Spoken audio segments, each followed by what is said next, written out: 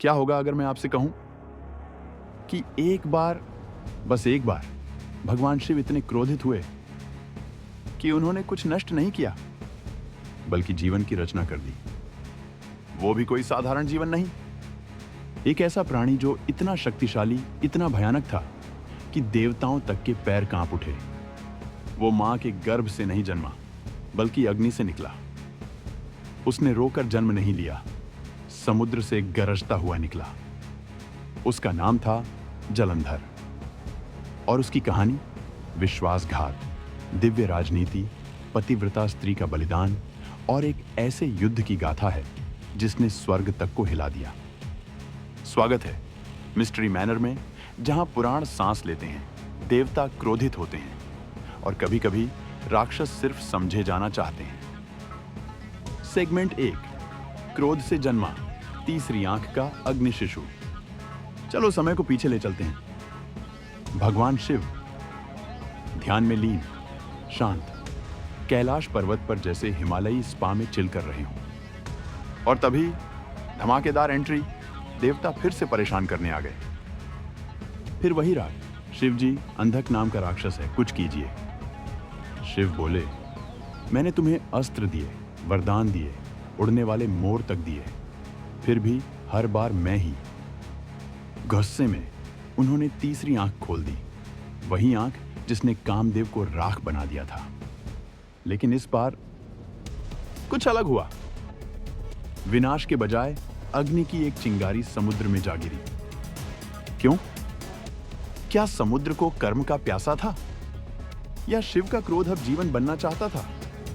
या फिर यह ब्रह्मांड का कोई तकनीकी गड़बड़ था? जो भी हो, उस अग्नि से जन्मा जलंधर ना प्रेम से, ना पाप से, बल्कि शुद्ध क्रोध से। वरुण देव ने उसे पाला और वो बड़ा होकर बन गया। इंद्र से ताकतवर, ब्रह्मा से चतुर और हर पौराणिक टिंडर प्रोफाइल से ज्यादा हैंडसम।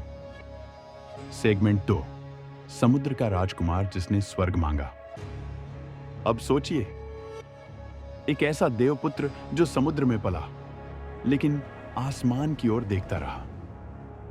क्यों इन देवताओं को स्वर्ग मिला और मुझे सिर्फ मछलियों का मेला? यहीं से शुरू हुआ जलंधर का अभियान। और क्या हुआ? उसने इंद्र को हराया, देवताओं को मात दी, यहां तक कि ब्रह्मा को भी मोल भाव में पछाड़ दिया। अब क्या? धरती, स्वर्ग, पाताल और देवता अब इंटर्न्स जैसे। पर रुकिए, शिव ने उसे क्यों नहीं रोका? सेगमेंट 3, उसकी अमृता का रहस्य, एक पतिव्रता पत्नी। पेंच यहां था। जलंधर की पत्नी थी वृंदा, एक शक्तिशाली पतिव्रता, विष्णु की परम भक्त। जब तक वृंदा का पतिव्रत्य अडिग था, जलंधर अमर था। उसकी पत्नी की पवित्रता ही उसका एंटीवायरस थी। अब सोचिए, क्या अमृता किसी और की नैतिकता पर निर्भर होनी चाहिए, या वो सिर्फ एक सपोर्टिव हस्बैंड था? हम तो बस रहस्यमयी कमेंट्री दे रहे हैं। सेगमेंट 4, वो छल जिसने राक्षस को तोड़ा। अब आता है कहानी का सबसे डार्क ट्विस्ट। यहां तक कि भगवान विष्णु भी जलंधर को युद्ध में हरा नहीं पाए। तो उन्होंने क्या किया? वो जलंधर का रूप धरकर वृंदा के पास पहुंचे। हां, वही भयंकर धोखा। वृंदा ने सोचा कि उनका पति वापस आया है और अनजाने में अपना पतिव्रत तोड़ बैठी। फलस्वरूप जलंधर की सुरक्षा समाप्त हो गई। जब वृंदा को सच्चाई पता चली, वो क्रोधित होकर विष्णु को श्राप देती है और फिर खुद को अग्नि में समर्पित कर देती है। और जलंधर, अब वो अकेला था।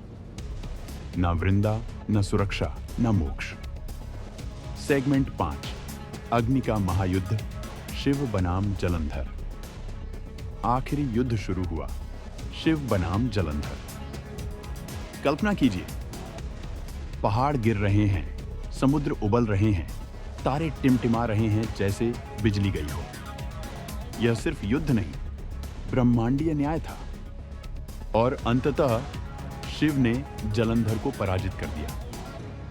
लेकिन कई मानते हैं शिव ने एक राक्षस को नहीं मारा, उन्होंने अपने ही क्रोध को मारा, अपना ही प्रतिबिंब। अपनी ही सृष्टि। तो फिर सोचिए, क्या जलंधर वास्तव में खलनायक था या शिव के क्रोध का ही कर्मफल? क्या यह युद्ध धर्म का था या सिर्फ दिव्य फैमिली ड्रामा? एपिलॉग वृंदा बनी तुलसी।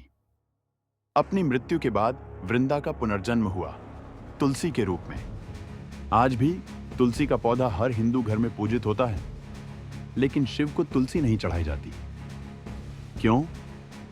शायद इसलिए क्योंकि उनका क्रोध ही वृंदा का सर्वनाश था, या शायद देवता जानते हैं कि उन्होंने क्या किया। तो अगली बार जब आप तुलसी का पौधा देखें या शिव का ध्यान करें, स्वयं से पूछिए, क्या देवताओं का क्रोध जीवन भी रच सकता है? अगर भगवान भी गलती कर सकते हैं तो उन्हें ठीक कौन करता है? और धर्म बनाम छल की इस लड़ाई में असली विजेता कौन? यह था मिस्ट्री मैनर, जहां कथाएं सिर्फ पढ़ी नहीं जाती, वो समुद्र से उठती है, अग्नि में जलती है और युगों तक गूंजती है। लाइक करें, शेयर करें और सब्सक्राइब करना ना भूलें। और याद रखें, हर राक्षस बुरा नहीं होता, कुछ बस भगवान की गौसे की संतान होते हैं।